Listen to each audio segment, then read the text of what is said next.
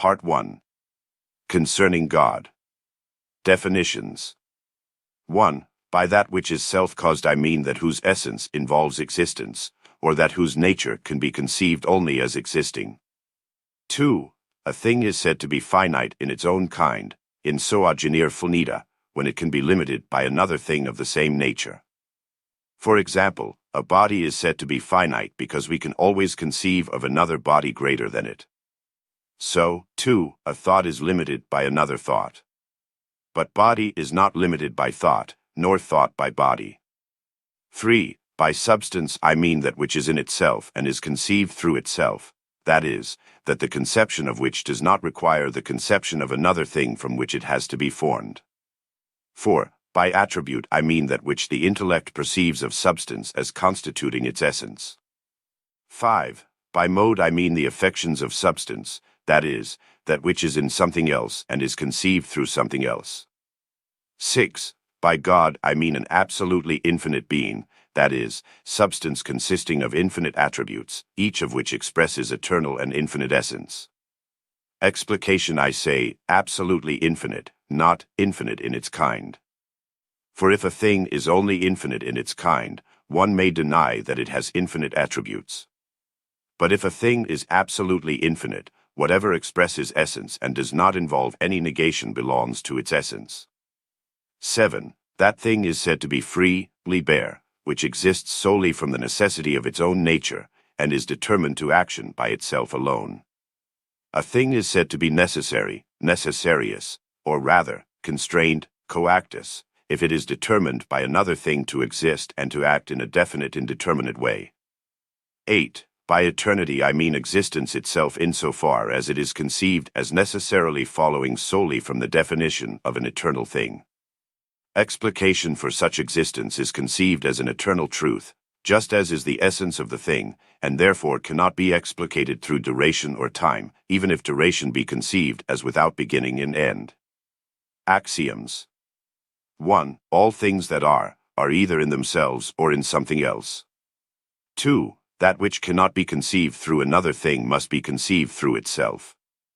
3. From a given determinate cause there necessarily follows an effect. On the other hand, if there be no determinate cause, it is impossible that an effect should follow. 4. The knowledge of an effect depends on, and involves, the knowledge of the cause. 5. Things which have nothing in common with each other cannot be understood through each other. That is, the conception of the one does not involve the conception of the other. 6. A true idea must agree with that of which it is the idea, ideatum. 7. If a thing can be conceived as not existing, its essence does not involve existence. Proposition 1. Substance is by nature prior to its affections. Proof this is evident from definitions 3 and 5. Proposition 2. Two substances having different attributes have nothing in common. Proof this too is evident from def 3, for each substance must be in itself and be conceived through itself, that is, the conception of the one does not involve the conception of the other. Proposition 3. When things have nothing in common, one cannot be the cause of the other. Proof if things have nothing in common, then, axiom 5, they cannot be understood through one another, and so, axiom 4, one cannot be the cause of the other. Proposition 4. Two or more distinct things are distinguished from one another either by the difference of the attributes of the substances or by the difference of the affections of the substances. Proof all things that are either in themselves or in something else, axiom 1, that is, definitions 3 and 5, nothing exists external to the intellect except substances and their affections.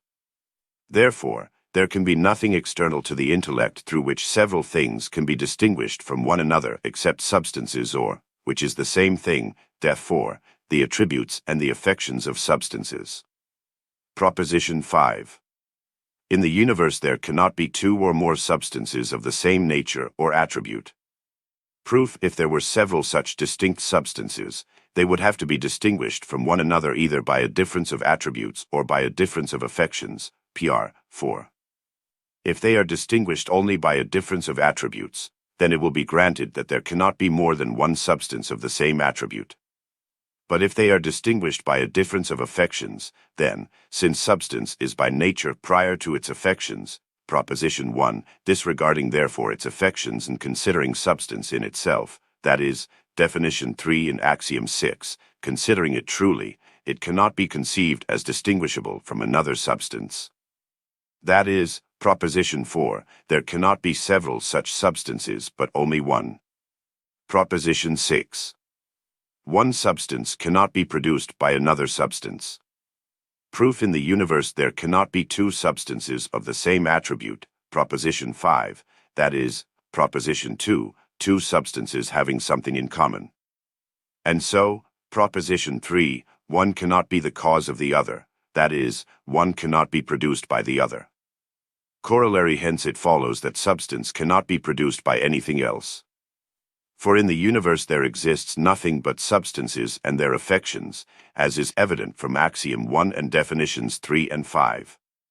But, by Prose 6, it cannot be produced by another substance. Therefore, substance cannot be produced by anything else whatsoever. Another proof: this can be proved even more readily by the absurdity of the contradictory. For if substance could be produced by something else, the knowledge of substance would have to depend on the knowledge of its cause, Axiom 4, and so, Definition 3, it would not be substance. Proposition 7. Existence belongs to the nature of substance. Proof: substance cannot be produced by anything else, core Proposition 6, and is therefore self-caused, causa sui, that is, Definition 1, its essence necessarily involves existence. That is, existence belongs to its nature. Proposition 8.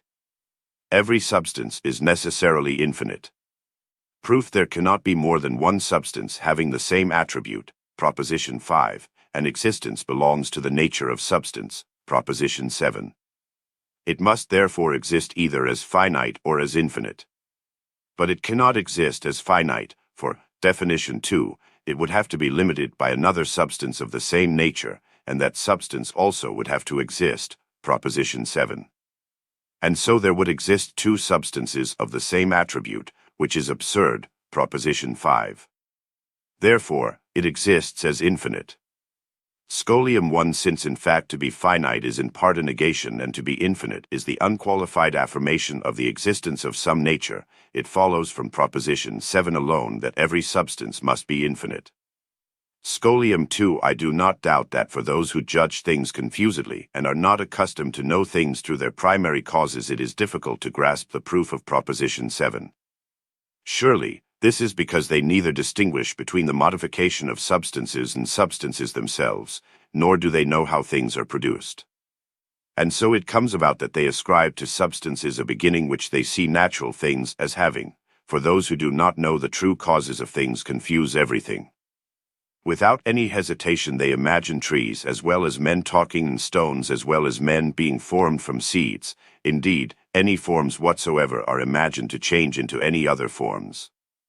So too, those who confuse the divine nature with human nature easily ascribe to God human emotions, especially so long as they are ignorant of how the latter are produced in the mind. But if men were to attend to the nature of substance, they would not doubt at all the truth of Proposition 7. Indeed, this proposition would be an axiom to all and would be ranked among universally accepted truisms. For by substance they would understand that which is in itself and is conceived through itself, that is, that the knowledge of which does not require the knowledge of any other thing. By modifications they would understand that which is in another thing, and whose conception is formed from the thing in which they are. Therefore, in the case of non-existent modifications we can have true ideas of them since their essence is included in something else, with the result that they can be conceived through that something else, although they do not exist in actuality externally to the intellect. However, in the case of substances, because they are conceived only through themselves, their truth external to the intellect is only in themselves. So if someone were to say that he has a clear and distinct, that is, a true idea of substance, and that he nevertheless doubts whether such a substance exists, this would surely be just the same as if he were to declare that he has a true idea but nevertheless suspects that it may be false, as is obvious to anyone who gives his mind to it. Or if anyone asserts that substance is created, he at the same time asserts that a false idea has become true, than which nothing more absurd can be conceived. So it must necessarily be admitted that the existence of substance is as much an eternal truth as is its essence. From here we can derive in another way that there cannot be but one substance of the same nature, and I think it worthwhile to set out the proof here. Now, to do this in an orderly fashion, I ask you to note: 1. The true definition of each thing involves and expresses nothing beyond the nature of the thing defined. Hence it follows that 2. No definition involves or expresses a fixed number of individuals, since it expresses nothing but the nature of the thing defined. For example, the definition of a triangle expresses nothing other than simply the nature of a triangle, and not a fixed number of triangles. 3. For each individual existent thing there must necessarily be a definite cause for its existence. 4. The cause for the existence of a thing must either be contained in the very nature and definition of the existent thing, in effect, existence belongs to its nature, or must have its being independently of the thing itself. From these premises it follows that if a fixed number of individuals exist in nature, there must necessarily be a cause why those individuals and not more or fewer exist. If, for example, in nature 20 men were to exist, for the sake of greater clarity, I suppose that they exist simultaneously and that no others existed in nature before them. In order to account for the existence of these 20 men, it will not be enough for us to demonstrate the cause of human nature in general. It will furthermore be necessary to demonstrate the cause why not more or fewer than 20 men exist, since, note 3, there must necessarily be a cause for the existence of each. 1. But this cause, notes 2 and 3, cannot be contained in the nature of man, since the true definition of man does not involve the number 20. So, note 4, the cause of the existence of these 20 men, and consequently of each one, must necessarily be external to each one, and therefore we can reach the unqualified conclusion that whenever several individuals of a kind exist, there must necessarily be an external cause for their existence. Now, since existence belong to the nature of substance, as has already been shown in this scholium, the definition of substance must involve necessary existence, and consequently the existence of substance must be concluded solely from its definition. But the existence of several substances cannot follow from the definition of substance, as I have already shown in notes 2 and 3. Therefore, from the definition of substance it follows necessarily that there exists only one substance of the same nature, as was proposed. Proposition 9. The more reality or being a thing has, the more attributes it has. Proof this is evident from definition 4. Proposition 10. Each attribute of one substance must be conceived through itself. Proof for an attribute is that which intellect perceives of substance as constituting its essence, definition 4, and so, definition 3, it must be conceived through itself.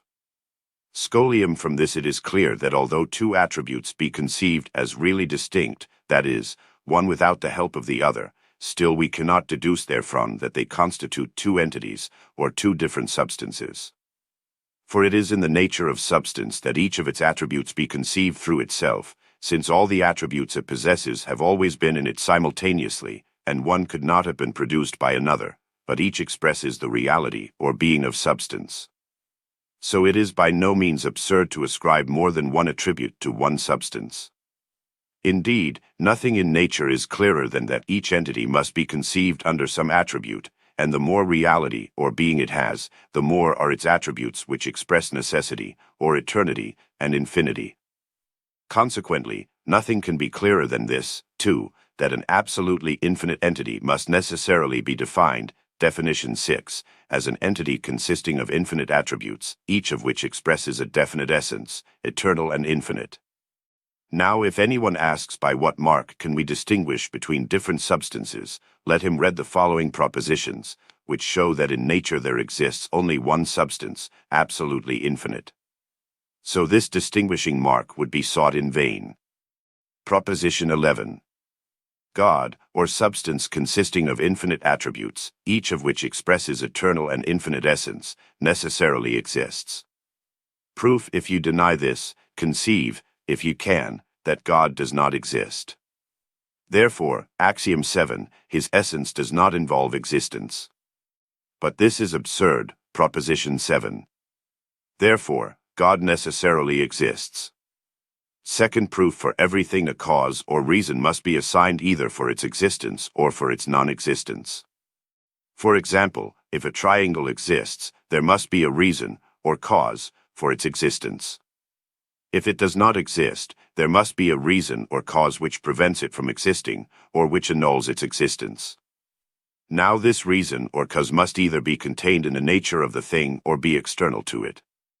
For example, the reason why a square circle does not exist is indicated by its very nature, in that it involves a contradiction. On the other hand, the reason for the existence of substance also follows from its nature alone, in that it involves existence, proposition 7. But the reason for the existence or non-existence of a circle or a triangle does not follow from their nature, but from the order of universal corporeal nature. For it is from this latter that it necessarily follows that either the triangle necessarily exists at this moment or that its present existence is impossible. This is self-evident, and therefrom it follows that a thing necessarily exists if there is no reason or cause which prevents its existence. Therefore, if there can be no reason or cause which prevents God from existing or which annuls his existence, we are bound to conclude that he necessarily exists. But if there were such a reason or cause, it would have to be either within God's nature or external to it, that is, it would have to be in another substance of another nature. For if it were of the same nature, by that very fact it would be granted that God exists. But a substance of another nature would have nothing in common with God, proposition 2, and so could neither posit nor annul his existence. Since, therefore, there cannot be external to God's nature a reason or cause that would annul God's existence, then if indeed he does not exist, the reason or cause must necessarily be in God's nature, which would therefore involve a contradiction.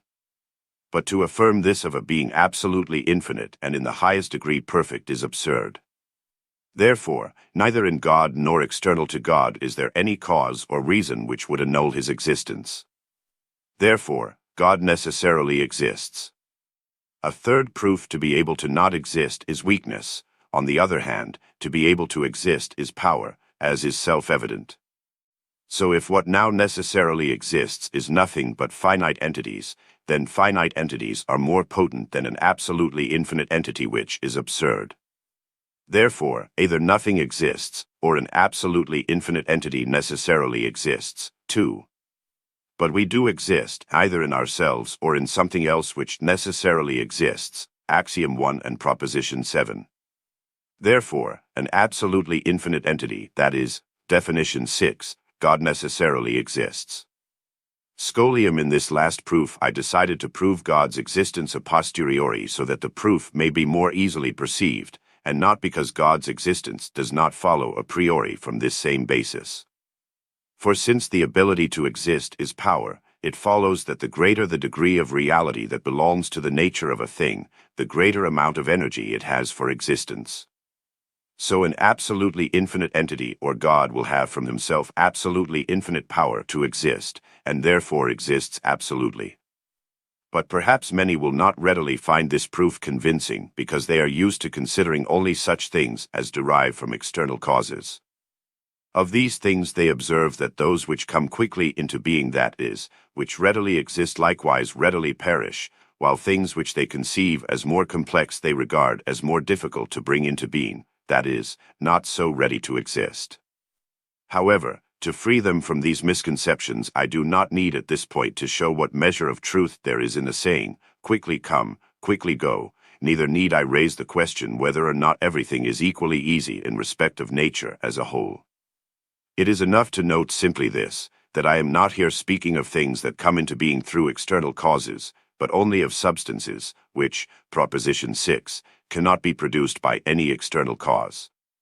For whether they consist of many parts or few, things that are brought about by external causes owe whatever degree of perfection or reality they possess entirely to the power of the external cause, and so their existence has its origin solely in the perfection of the external cause, and not in their own perfection. On the other hand, whatever perfection substance possesses is due to no external cause, therefore its existence, too, must follow solely from its own nature, and is therefore nothing else but its essence. So perfection does not annul a thing's existence; on the contrary, it posits it, whereas imperfection annuls a thing's existence. So there is nothing of which we can be more certain than the existence of an absolutely infinite or perfect entity, that is, God. For since his essence excludes all imperfection and involves absolute perfection, it thereby removes all reason for doubting his existence and affords the utmost certainty of it. This, I think, must be quite clear to all who give a modicum of attention to the matter. Proposition 12. No attribute of substance can be truly conceived from which it would follow that substance can be divided. Proof: the parts into which substance thus conceived would be divided will either retain the nature of substance or they will not.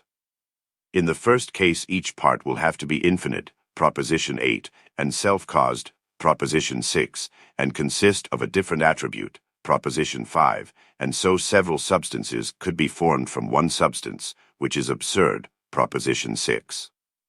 Furthermore, the parts would have nothing in common with the whole, proposition 2, and the whole could exist and be conceived without its parts, def 4 and pro 10, the absurdity of which none can doubt.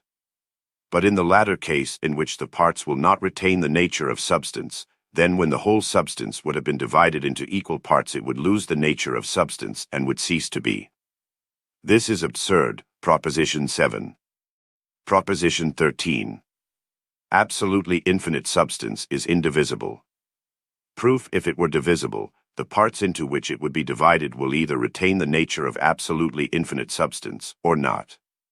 In the first case, there would therefore be several substances of the same nature, which is absurd, proposition 5. In the second case, absolutely infinite substance can cease to be, which is also absurd, proposition 11. Corollary from this, it follows that no substance, and consequently no corporeal substance, insofar as it is substance, is divisible. Scholium: the indivisibility of substance can be more easily understood merely from the fact that the nature of substance can be conceived only as infinite, and that a part of substance can mean only finite substance, which involves an obvious contradiction, proposition 8. Proposition 14. There can be, or be conceived, no other substance but God.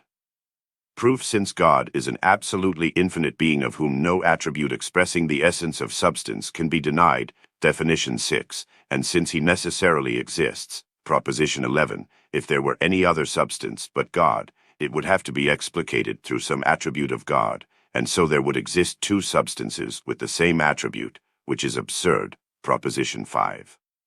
So there can be no substance external to God, and consequently no such substance can be conceived. For if it could be conceived, it would have to be conceived necessarily as existing, but this is absurd, by the first part of this proof. Therefore, no substance can be or be conceived external to God. Corollary: hence it follows quite clearly that God is one, that is, definition 6, in the universe there is only one substance, and this is absolutely infinite, as I have already indicated in Scholium proposition 10. Corollary 2, it follows that the thing extended and the thing thinking are either attributes of God or, axiom 1, affections of the attributes of God. Proposition 15. Whatever is in God, and nothing can be or be conceived without God. Proof: apart from God no substance can be or be conceived, proposition 14, that is, def 3, something which is in itself and is conceived through itself. Now modes, def 5, cannot be or be conceived without substance, therefore, they can be only in the divine nature and can be conceived only through the divine nature. But nothing exists except substance and modes, axiom 1.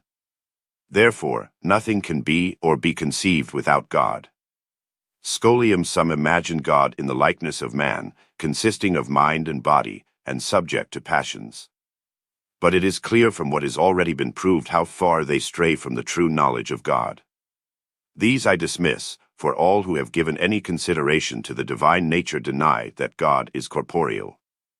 They find convincing proof of this in the fact that by body we understand some quantity having length, breadth, and depth, bounded by a definite shape, and nothing more absurd than this can be attributed to God, a being absolutely infinite. At the same time, however, by other arguments which they try to prove their point, they show clearly that in their thinking corporeal or extended substance is set completely apart from the divine nature, and they assert that it is created by God. But they have no idea from what divine power it could have been created, which clearly shows that they don't know what they are saying. Now I have clearly proved, at any rate, in my judgment, core proposition 6 and SCH, 2 proposition 8, that no substance can be produced or created by anything else.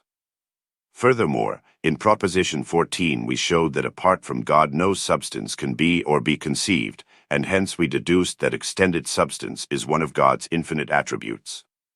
However, for a fuller explanation I will refute my opponent's arguments, which all seem to come down to this.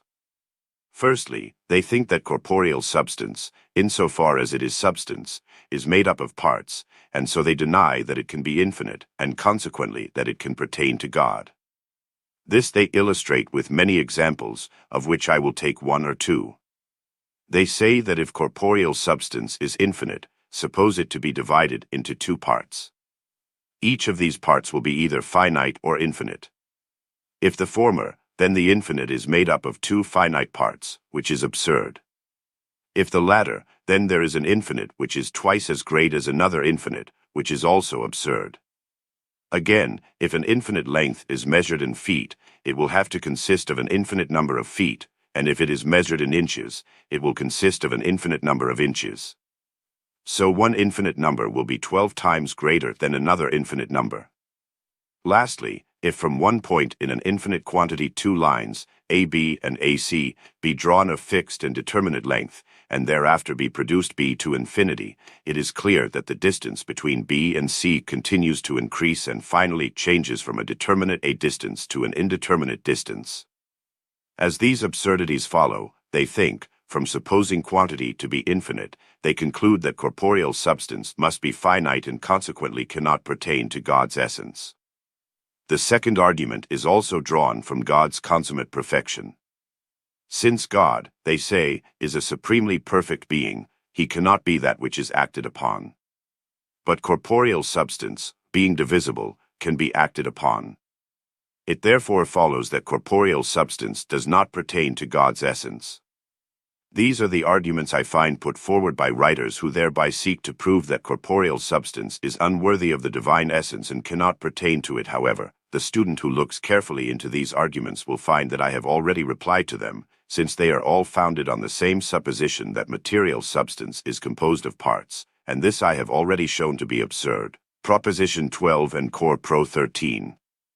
Again, careful reflection will show that all those alleged absurdities, if indeed they are absurdities, which is not now under discussion, from which they seek to prove that extended substance is finite, do not at all follow from the supposition that quantity is infinite, but that infinite quantity is measurable and is made up of finite parts.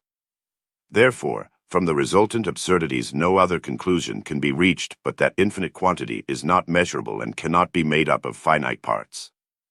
And this is exactly what we have already proved, Proposition 12. So the weapon they aimed at us is in fact turned against themselves. If therefore from this reductio ad absurdum argument of theirs they still seek to deduce that extended substance must be finite, they are surely just like one who, having made the supposition that a circle has the properties of a square, deduces therefrom that a circle does not have a center from which all lines drawn to the circumference are equal. For corporeal substance, which can be conceived only as infinite, one, and indivisible, Pers 8, 5, and 12, they conceive as made up of finite parts, multiplex, and divisible, so as to deduce that it is finite. In the same way others, too, having supposed that a line is composed of points, can find many arguments to prove that a line cannot be infinitely divided. Indeed, it is just as absurd to assert that corporeal substance is composed of bodies or parts as that a body is composed of surfaces, surfaces of lines, and lines of points. This must be admitted by all who know clear reason to be infallible, and particularly those who say that a vacuum cannot exist. For if corporeal substance could be so divided that its parts were distinct in reality, why could one part not be annihilated while the others remained joined together as before? And why should all the parts be so fitted together as to leave no vacuum? Surely, in the case of things which are in reality distinct from one another, one can exist without the other and remain in its original state.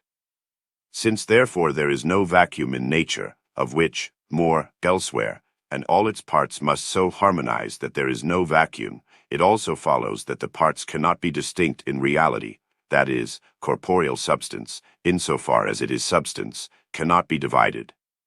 If I'm now asked why we have this natural inclination to divide quantity, I reply that we conceive quantity in two ways, to wit, abstractly, or superficially, in other words, as represented in the imagination or as substance, which we do only through the intellect.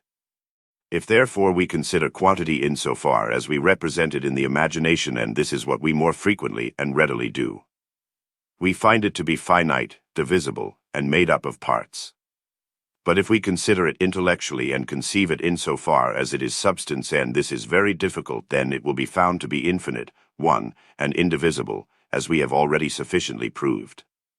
This will be quite clear to those who can distinguish between the imagination and the intellect, especially if this point also is stressed, that matter is everywhere the same, and there are no distinct parts in it except insofar as we conceive matter as modified in various ways. Then its parts are distinct, not really but only modally. For example, we conceive water to be divisible and to have separate parts insofar as it is water, but not insofar as it is material substance. In this latter respect it is not capable of separation or division. Furthermore, water, qua water, comes into existence and goes out of existence, but qua substance it does not come into existence nor go out of existence, corrumpeter. I consider that in the above I have also replied to the second argument, since this too is based on the supposition that matter, insofar as it is substance, is divisible and made up of parts. And even though this were not so, I do not know why matter should be unworthy of the divine nature, since, proposition 14, there can be no substance external to God by which it can be acted upon. All things, I repeat, are in God, and all things that come to pass do so only through the laws of God's infinite nature and follow through the necessity of his essence, as I shall later show. Therefore, by no manner of reasoning can it be said that God is acted upon by anything else, or that extended substance is unworthy of the divine nature, even though it be supposed divisible, as long as it is granted to be eternal and infinite. But enough of this subject for the present. Proposition 16. From the necessity of the divine nature there must follow infinite things in infinite ways, modes, that is, everything that can come within the scope of infinite intellect. Proof this proposition should be obvious to everyone who will but consider this point, that from the given definition of any one thing the intellect infers a number of properties which necessarily follow in fact from the definition, that is, from the very essence of the thing, and the more reality the definition of the thing expresses, that is, the more reality the essence of the thing defined involves, the greater the number of its properties. Now, since divine nature possesses absolutely infinite attributes, definition 6, of which each one also expresses infinite essence in its own kind, then there must necessarily follow from the necessity of the divine nature an infinity of things in infinite ways, that is, everything that can come within the scope of the infinite intellect. Corollary I hence it follows that God is the efficient cause of all things that can come within the scope of the infinite intellect. Corollary 2 secondly, it follows that God is the cause through himself, not per accidens. Corollary 3 thirdly, it follows that God is absolutely the first cause. Proposition 17. God acts solely from the laws of his own nature, constrained by none. Proof we have just shown that an infinity of things follow, absolutely, solely from the necessity of divine nature, or which is the same thing solely from the laws of that same nature, Proposition 16, and we have proved, Proposition 15, that nothing can be or be conceived without God, but that everything is in God. Therefore, there can be nothing external to God by which he can be determined or constrained to act.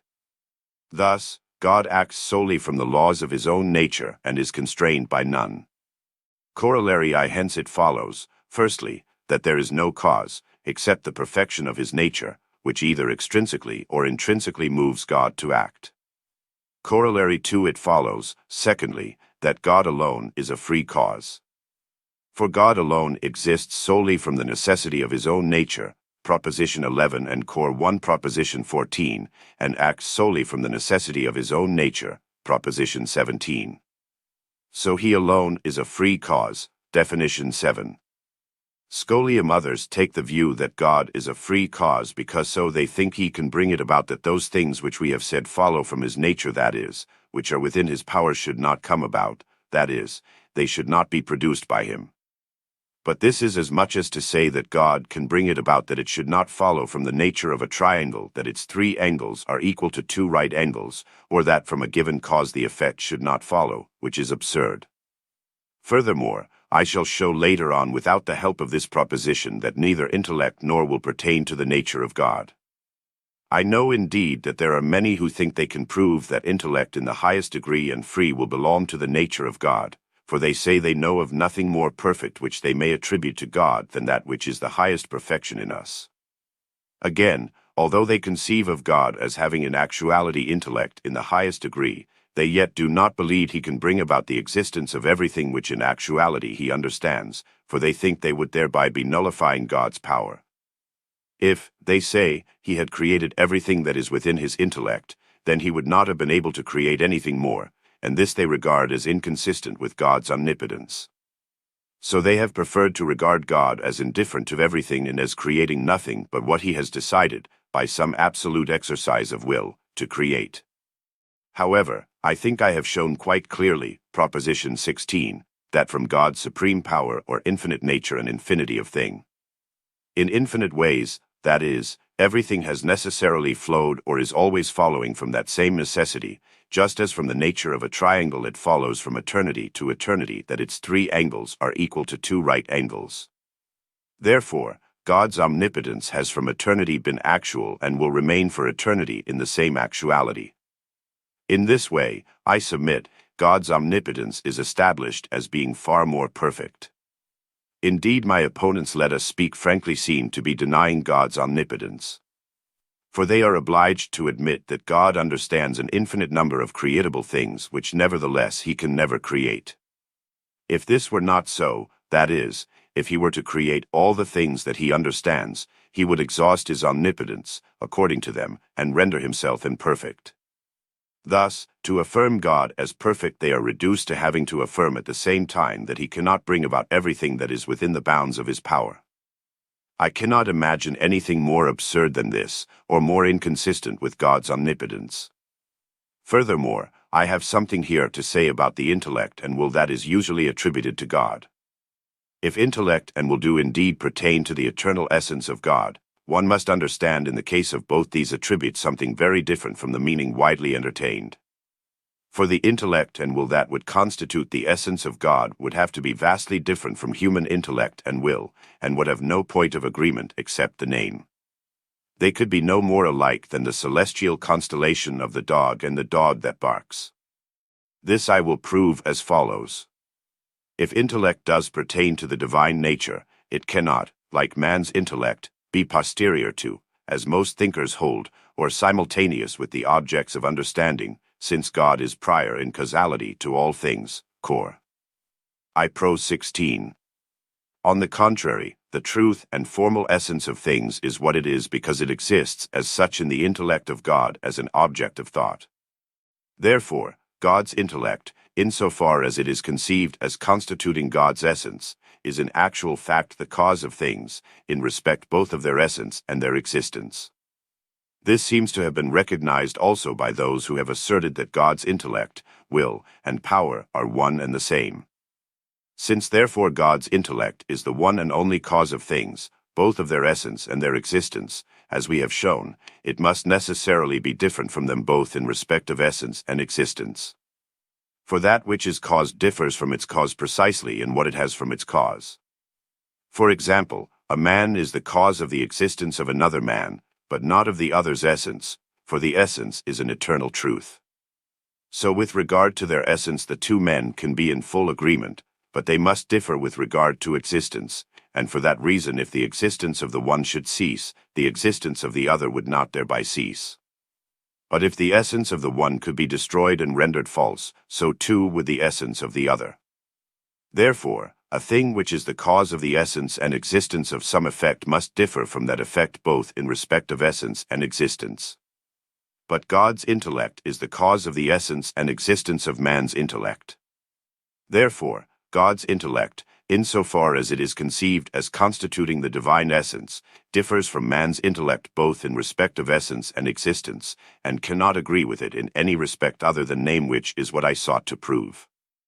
In the matter of will, the proof is the same, as anyone can readily see. Proposition 18.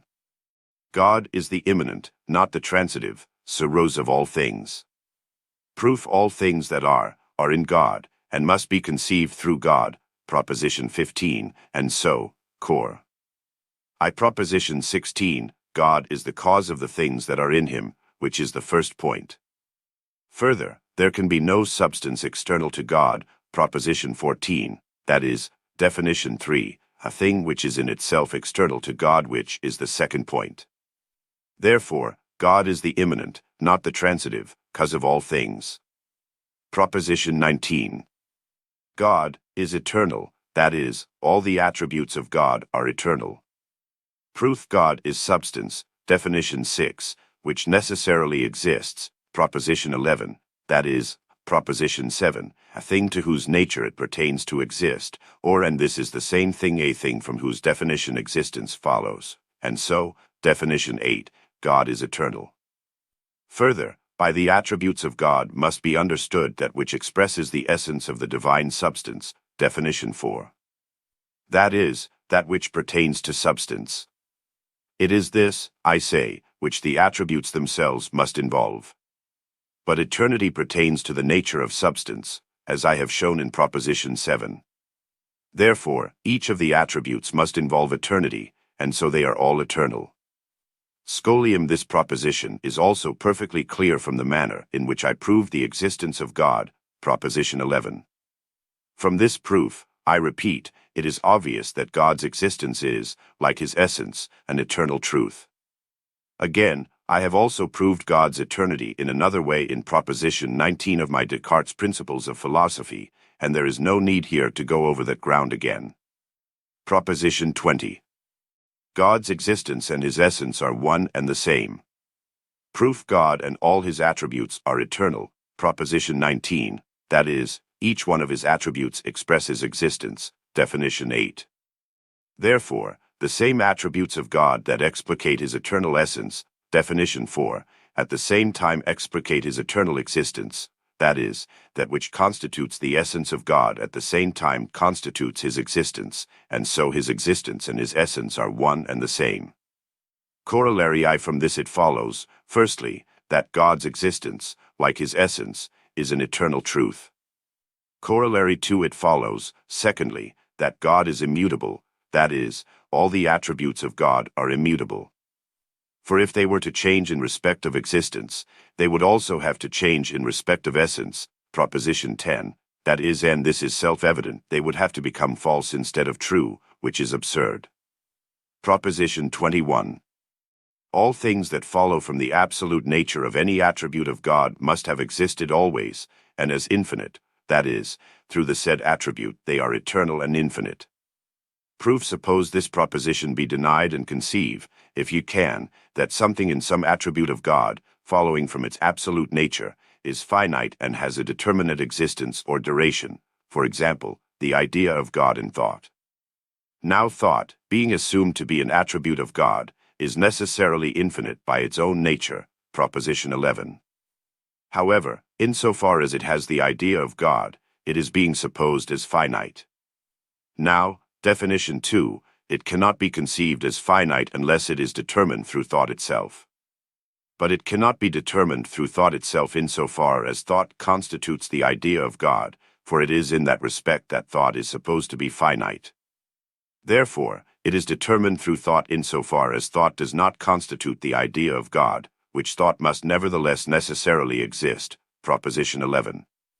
Therefore, there must be thought which does not constitute the idea of God, and so the idea of God does not follow necessarily from its nature insofar as it is absolute thought. For it is conceived as constituting and is not constituting the idea of God. This is contrary to our hypothesis.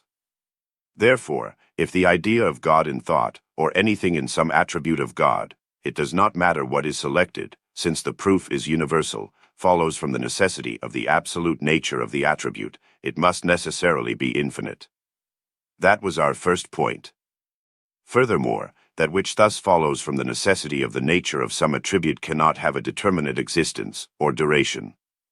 If this be denied, suppose that there is in some attribute of God a thing following from the necessity of the nature of the attribute, for example, the idea of God in thought, and suppose that this thing either did not exist at some time, or will cease to exist in the future. Now, since thought is assumed as an attribute of God, it must necessarily exist, and as immutable, Proposition 11 in Court 2 Proposition 20. Therefore, outside the bounds of the duration of the idea of God, for this idea is supposed at some time not to have existed, or will at some point cease to exist, thought will have to exist without the idea of God. But this is contrary to the hypothesis, for it is supposed that when thought is granted the idea of God necessarily follows. Therefore, the idea of God in thought, or anything that necessarily follows from the absolute nature of some attribute of God, cannot have a determinate existence, but is eternal through that same attribute. That was our second point. Note that the same holds for anything in an attribute of God which necessarily follows from the absolute nature of God. Proposition 22. Whatever follows from some attribute of God, insofar as the attribute is modified by a modification that exists necessarily and as infinite through that same attribute, must also exist both necessarily and as infinite. Proof this proposition is proved in the same way as the preceding one. Proposition 23. Every mode which exists necessarily and as infinite must have necessarily followed either from the absolute nature of some attribute of God or from some attribute modified by a modification which exists necessarily and as infinite. Proof a mode is in something else through which it must be conceived, Def 5, that is, Proposition 15, it is in God alone and can be conceived only through God. Therefore, if a mode is conceived to exist necessarily and to be infinite, both these characteristics must necessarily be inferred or perceived through some attribute of God insofar as that attribute is conceived to express infinity and necessity of existence, or, and by definition 8 this is the same, eternity, that is, definition 6 and pro 19, insofar as it is considered absolutely. Therefore, a mode which exists necessarily and as infinite must have followed from the absolute nature of some attribute of God, either directly, Proposition 21, or through the mediation of some modification which follows from the absolute nature of the attribute, that is, Proposition 22, which exists necessarily and as infinite. Proposition 24. The essence of things produced by God does not involve existence. Proof this is evident from definition 1. For only that whose nature, considered in itself, involves existence is self-caused and exists solely from the necessity of its own nature.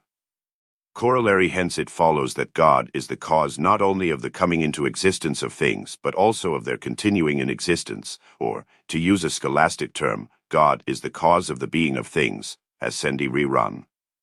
For whether things exist or do not exist, in reflecting on their essence we realize that this essence involves neither existence nor duration. So it is not their essence which can be the cause of either their existence or their duration, but only God, to whose nature alone existence pertains. Cor. I. Proposition 14. Proposition 25. God is the efficient cause not only of the existence of things but also of their essence. Proof if this is denied, then God is not the cause of the essence of things, and so, Axiom 4, the essence of things can be conceived without God. But this is absurd, Proposition 15. Therefore, God is also the cause of the essence of things. Scholium this proposition follows more clearly from Pro 16, for from that proposition it follows that from the given divine nature both the essence and the existence of things must be inferred. In a word, in the same sense that God is said to be self-caused, he must also be said to be the cause of all things. This will be even clearer from the following corollary. Corollary particular things are nothing but affections of the attributes of God, that is, modes wherein the attributes of God find expression in a definite and determinate way. The proof is obvious from Proposition 15 and Definition 5. Proposition 26. A thing which has been determined to act in a particular way has necessarily been so determined by God, and a thing which has not been determined by God cannot determine itself to act. Proof that by which things are said to be determined to act in a particular way must necessarily be something positive, as is obvious. So God, from the necessity of his nature, is the efficient cause both of its essence and its existence, Prs. 25 and 16, which was the first point. From this the second point quite clearly follows as well. For if a thing which has not been determined by God could determine itself, the first part of this proposition would be false, which, as I have shown, is absurd. Proposition 27. A thing which has been determined by God to act in a particular way cannot render itself undetermined. Proof this proposition is evident from Axiom 3. Proposition 28. Every individual thing, i.e., anything whatever which is finite and has a determinate existence, cannot exist or be determined to act unless it be determined to exist and to act by another cause which is also finite and has a determinate existence. And this cause again cannot exist or be determined to act unless it be determined to exist and to act by another cause which is also finite and has a determinate existence, and so ad infinitum. Proof whatever is determined to exist and to act has been so determined by God, Proposition 26 and Core Proposition 24. But that which is finite and has a determinate existence cannot have been produced by the absolute nature of one of God's attributes, for whatever follows from the absolute nature of one of God's attributes is infinite and eternal, Proposition 21. It must therefore have followed from God or one of his attributes insofar as that is considered as affected by some mode, for nothing exists but substance and its modes, Axiom 1 in Definitions 3 and 5, and modes, Core Proposition 25, are nothing but affections of God's attributes. But neither could a finite and determined thing have followed from God or one of his attributes insofar as that is affected by a modification which is eternal and infinite, Proposition 22. Therefore, it must have followed, or been determined to exist and to act, by God or one of his attributes insofar as it was modified by a modification which is finite and has a determinate existence. That was the first point.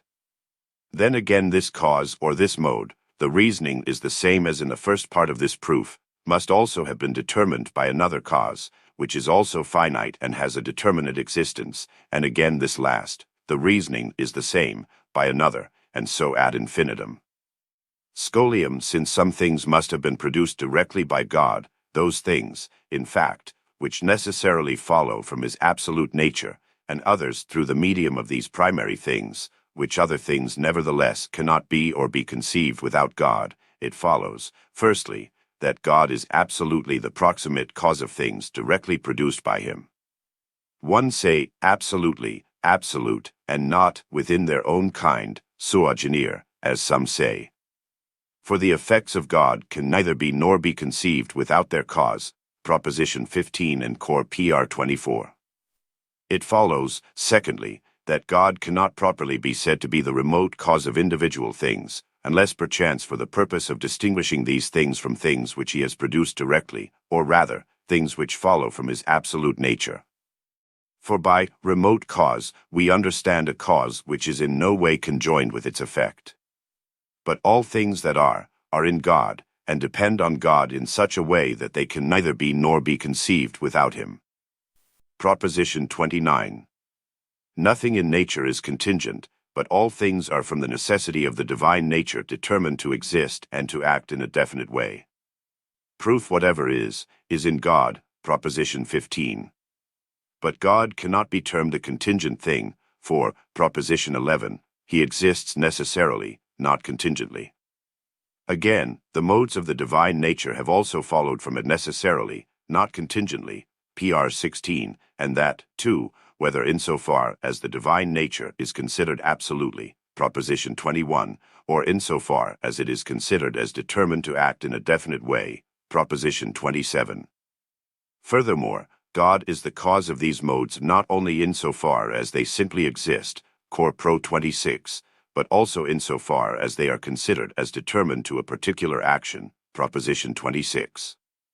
Now if they are not determined by God, Proposition 26, it is an impossibility, not a contingency, that they should determine themselves. On the other hand, Proposition 27, if they are determined by God, it is an impossibility, not a contingency, that they should render themselves undetermined. Therefore, all things are determined from the necessity of the divine nature not only to exist but also to exist and to act in a definite way. Thus, there is no contingency. Scholium. Before I go any further, I wish to explain at this point what we must understand by natura naturans and natura naturata. I should perhaps say not explain, but remind the reader, for I consider that it is already clear from what is gone before that by natura naturans, we must understand that which is in itself and is conceived through itself, that is, the attributes of substance that express eternal and infinite essence, or Cor. I Proposition 14 and Cor. 2 Proposition 17, God insofar as he is considered a free cause. By natura naturata, I understand all that follows from the necessity of God's nature, that is, from the necessity of each one of God's attributes, or all the modes of God's attributes insofar as they are considered as things which are in God and can neither be nor be conceived without God. Proposition 30. The finite intellect in act or the infinite intellect in act must comprehend the attributes or God and the affections or God, and nothing else. Proof. A true idea must agree with its object, ideatum, axiom 6, that is, as is self-evident, that which is contained in the intellect as an object of thought must necessarily exist in nature. But in nature, Cor. I Pro 14, there is but one substance God and no other affections, Proposition 15, than those which are in God and that can neither be nor be conceived, Proposition 15, without God. Therefore, the finite intellect in act or the infinite intellect in act must comprehend the attributes of God and the affections of God, and nothing else. Proposition 31. The intellect in act, whether it be finite or infinite, as also will, desire, lave, etc., must be related to natura naturata, not to natura naturans.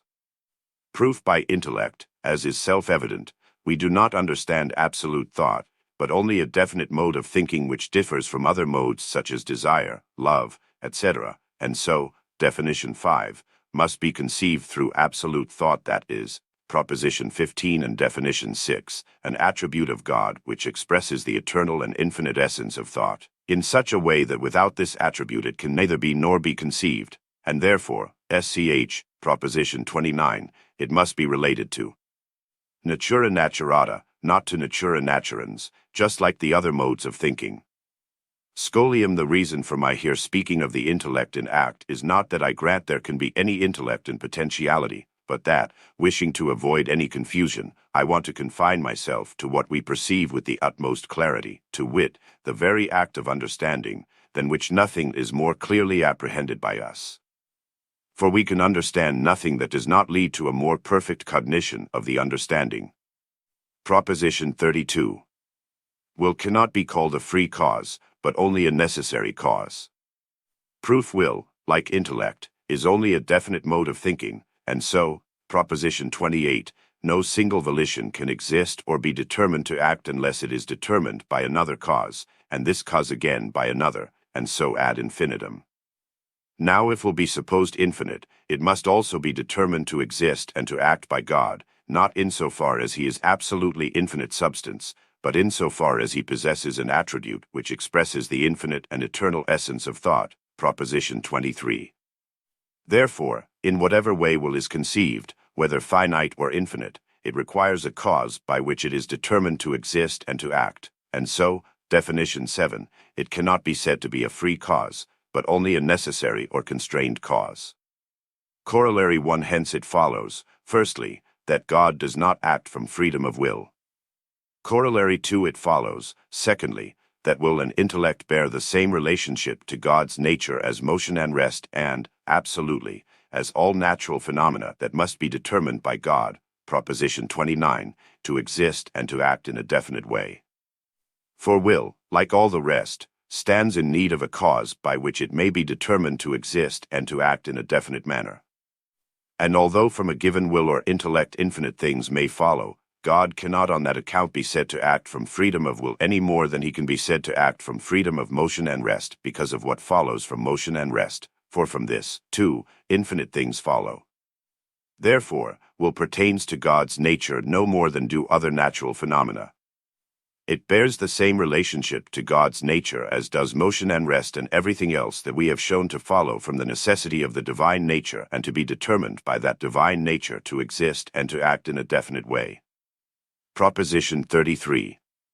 Things could not have been produced by God in any other way or in any other order than is the case. Proof: all things have necessarily followed from the nature of God, Proposition 16, and have been determined to exist and to act in a definite way from the necessity of God's nature, Proposition 29.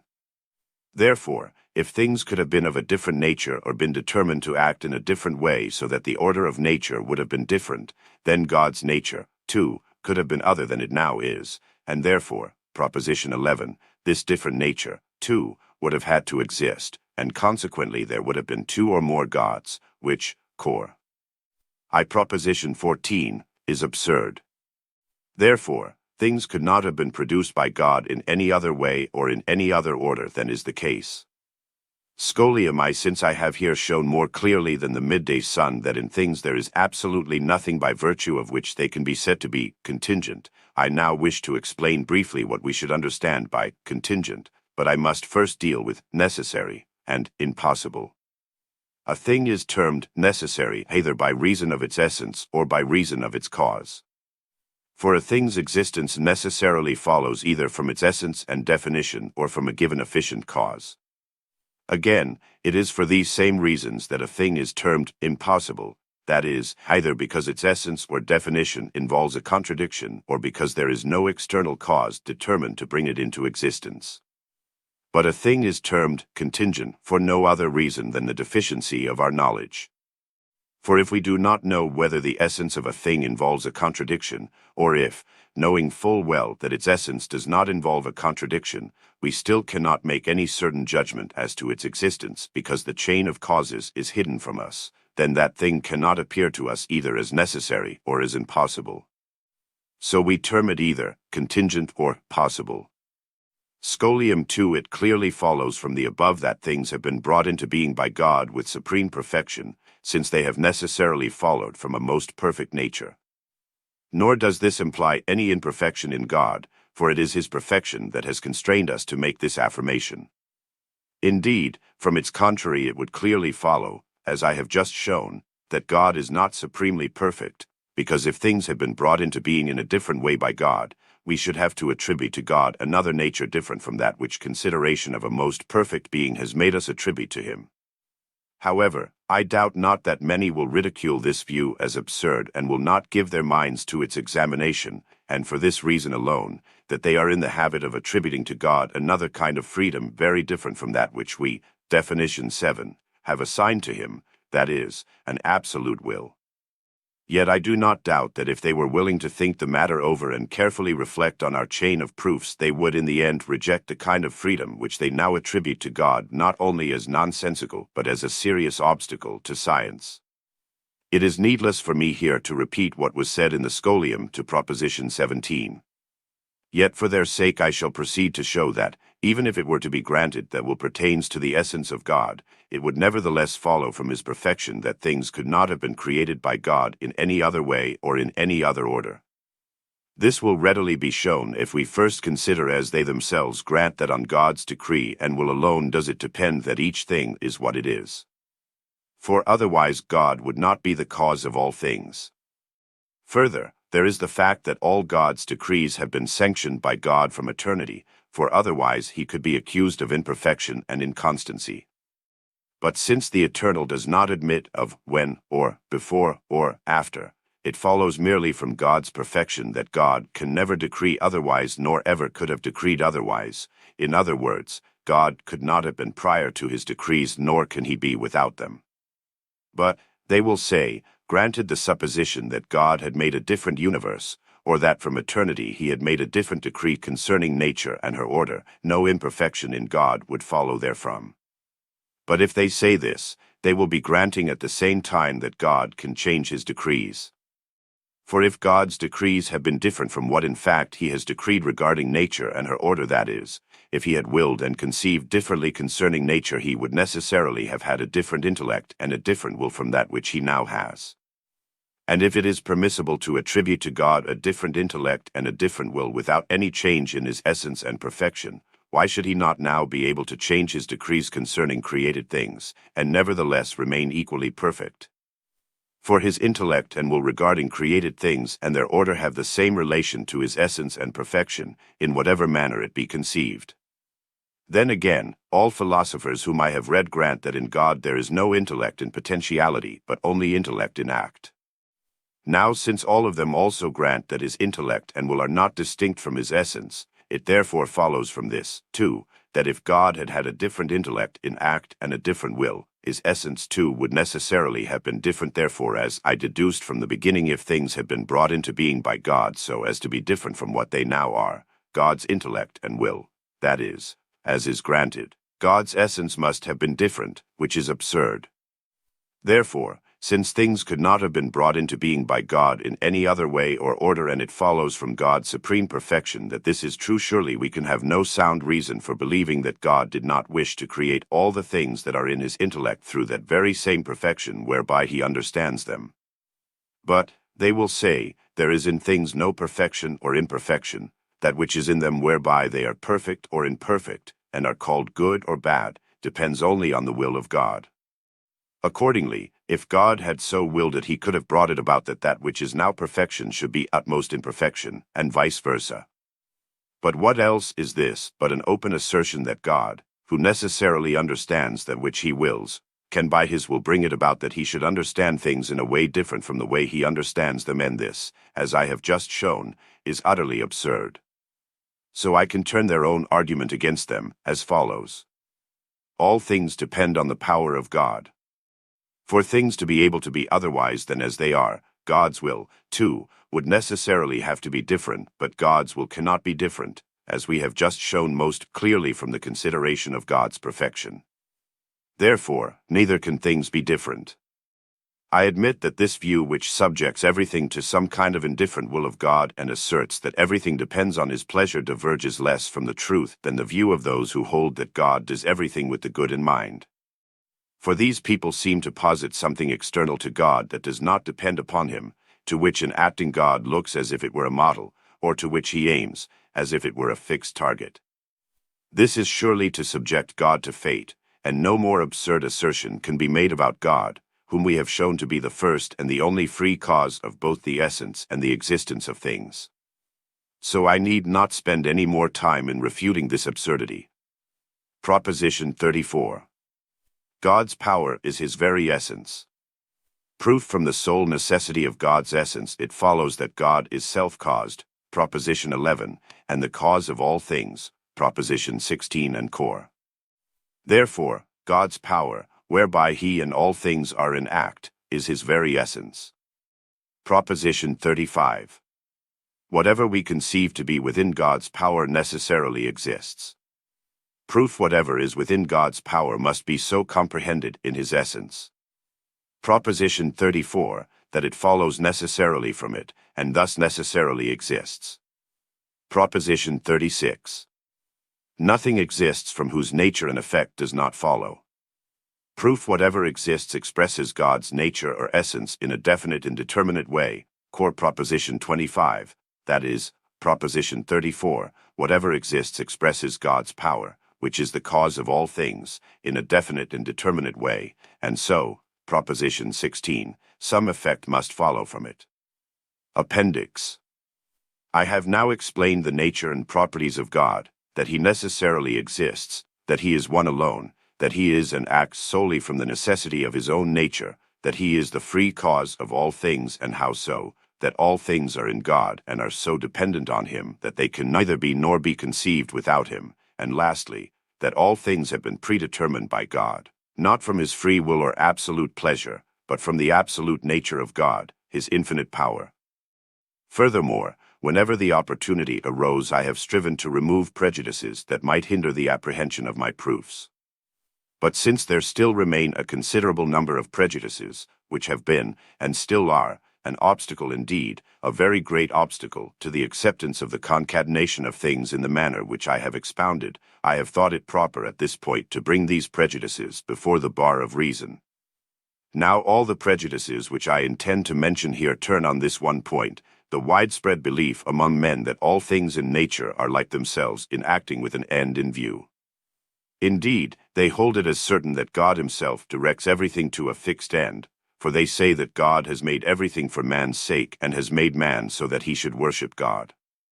So this is the first point I shall consider, seeking the reason why most people are victims of this prejudice and why all are so naturally disposed to accept it. Secondly, I shall demonstrate its falsity, and lastly, I shall show how it has been the source of misconceptions about good and bad, right and wrong, praise and blame, order and confusion, beauty and ugliness, and the like.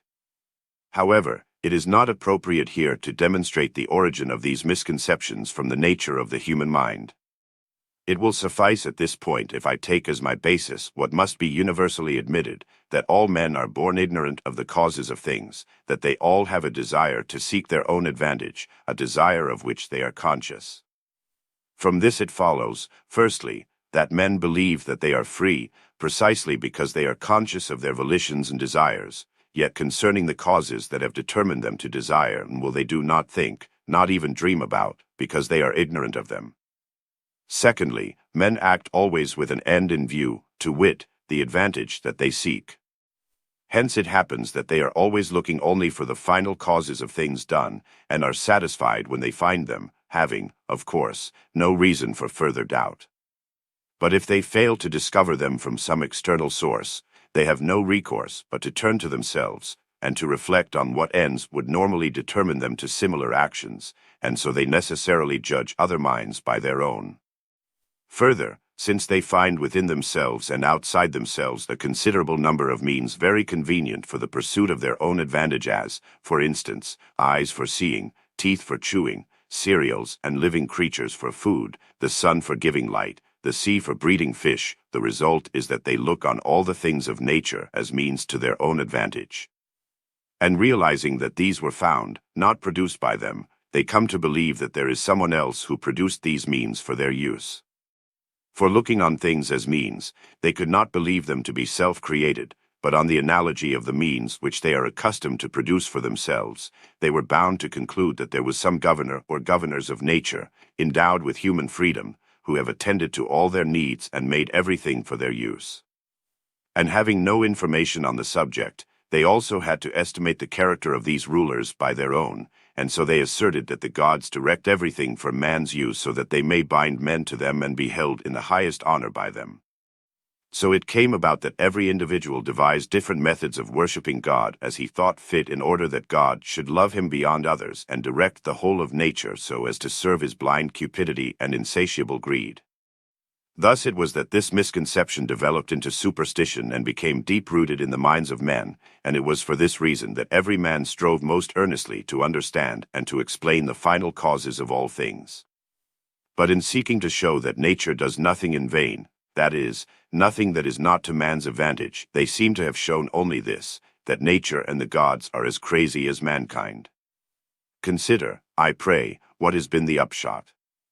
Among so many of nature's blessings, they were bound to discover quite a number of disasters, such as storms, earthquakes, diseases, and so forth, and they maintained that these occurred because the gods were angry at the wrongs done to them by men, or the faults committed in the course of their worship.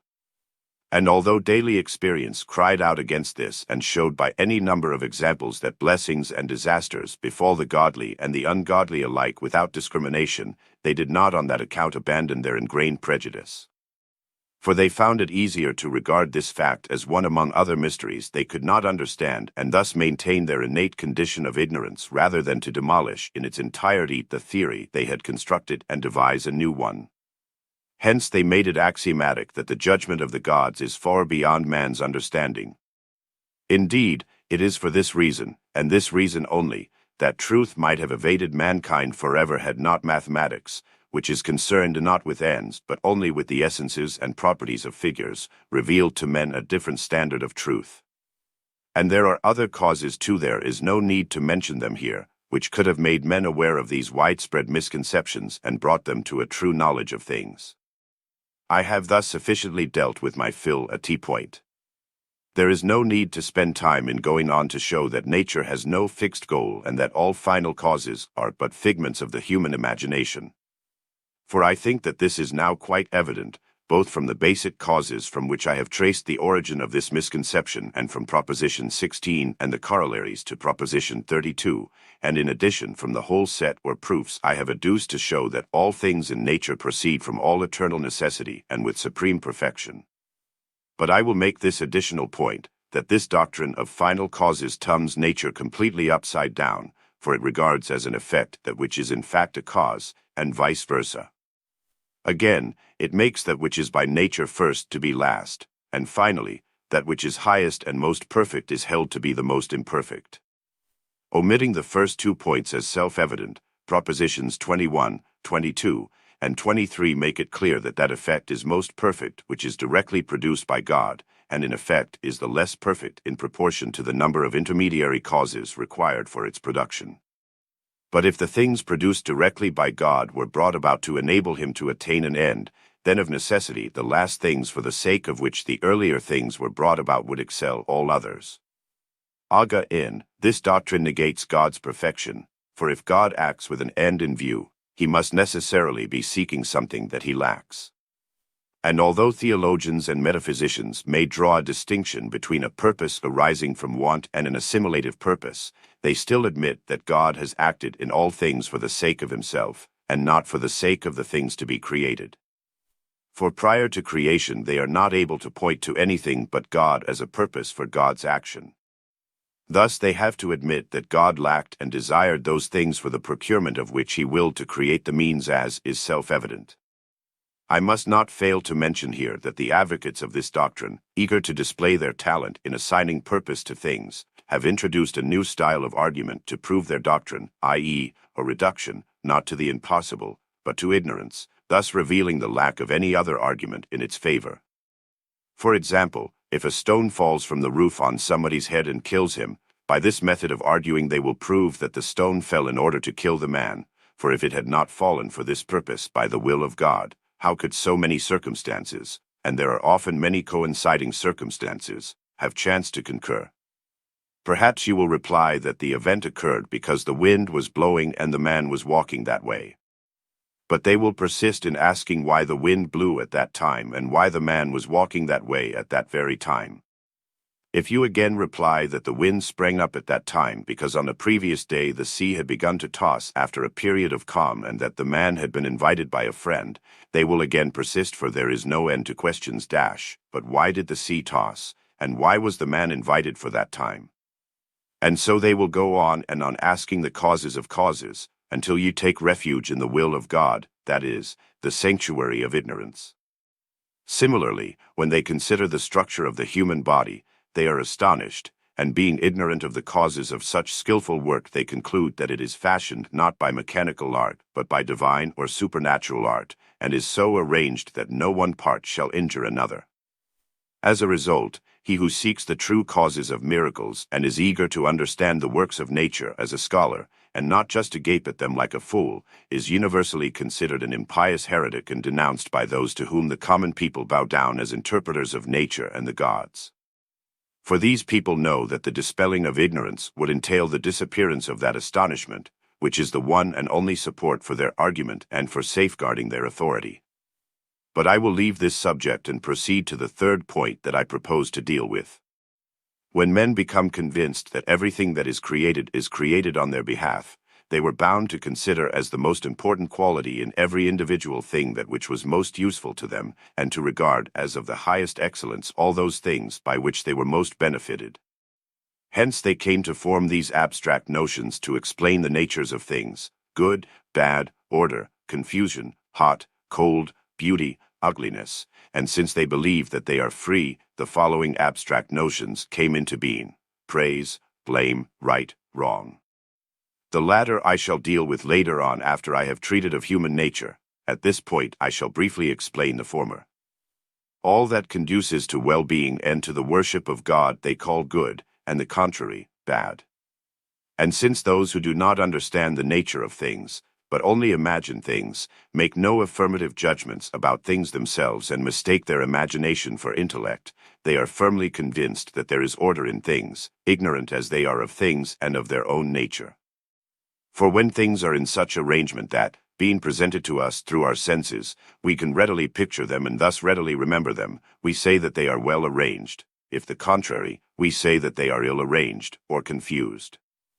And since those things we can readily picture we find pleasing compared with other things, men prefer order to confusion, as though order were something in nature other than what is relative to our imagination. And they say that God has created all things in an orderly way, without realizing that they are thus attributing human imagination to God, unless perchance they mean that God, out of consideration for the human imagination, arranged all things in the way that men could most easily imagine.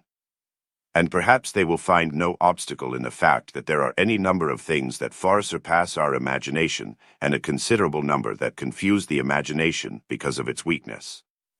But I have devoted enough time to this. Other notions, too, are nothing but modes of imagining whereby the imagination is affected in various ways, and yet the ignorant consider them as important attributes of things, because they believe, as I have said, that all things were made on their behalf, and they call a thing's nature good or bad, healthy or rotten and corrupt, according to its effect on them. For instance, if the motion communicated to our nervous system by objects presented through our eyes is conducive to our feeling of well-being, the objects which are its cause are said to be beautiful, while the objects which provoke a contrary motion are called ugly. Those things that we sense through the nose are called fragrant or fetid, through the tongue, sweet or bitter, tasty or tasteless. Those that we sense by touch are called hard or soft, rough or smooth, and so on. Finally, those that we sense through our ears are said to give forth noise, sound, or harmony, the last of which has driven men to such madness that they used to believe that even God delights in harmony. There are philosophers who have convinced themselves that the motions of the heavens give rise to harmony. All this goes to show that everyone's judgment is a function of the disposition of his brain, or rather, that he mistakes for reality the way his imagination is affected. Hence it is no wonder, as we should note in passing, that we find so many controversies arising among men, resulting finally in skepticism. For although human bodies agree in many respects, there are very many differences, and so one man thinks good what another thinks bad. What to one man is well ordered, to another is confused. What to one is pleasing, to another is displeasing, and so forth. I say no more here because this is not the place to treat at length of this subject, and also because all are well acquainted with it from experience. Everybody knows those sayings, so many heads, so many opinions, everyone is wise in his own sight, brains differ as much as palates, all of which show clearly that men's judgment is a function of the disposition of the brain, and they are guided by imagination rather than intellect. For if men understood things, all that I have put forward would be found, if not attractive, at any rate convincing, as mathematics attests. We see therefore that all the notions whereby the common people are wont to explain nature are merely modes of imagining, and denote not the nature of anything but only the constitution of the imagination. And because these notions have names as if they were the names of entities existing independently of the imagination, I call them entities of imagination, entia imaginationis, rather than entities of reason, entia rationis. So all arguments drawn from such notions against me can be easily refuted. For many are wont to argue on the following lines: if everything has followed from the necessity of God's most perfect nature, why does nature display so many imperfections, such as rottenness to the point of putridity, nauseating ugliness, confusion, evil, sin, and so on? But, as I have just pointed out, they are easily refuted. For the perfection of things should be measured solely from their own nature and power, nor are things more or less perfect to the extent that they please or offend human senses, serve or oppose human interests. As to those who ask why God did not create men in such a way that they should be governed solely by reason, I make only this reply, that he lacked not material for creating all things from the highest to the lowest degree of perfection, or, to speak more accurately, the laws of his nature were so comprehensive as to suffice for the production of everything that can be conceived by an infinite intellect, as I proved in Proposition 16. These are the misconceptions which I undertook to deal with at this point.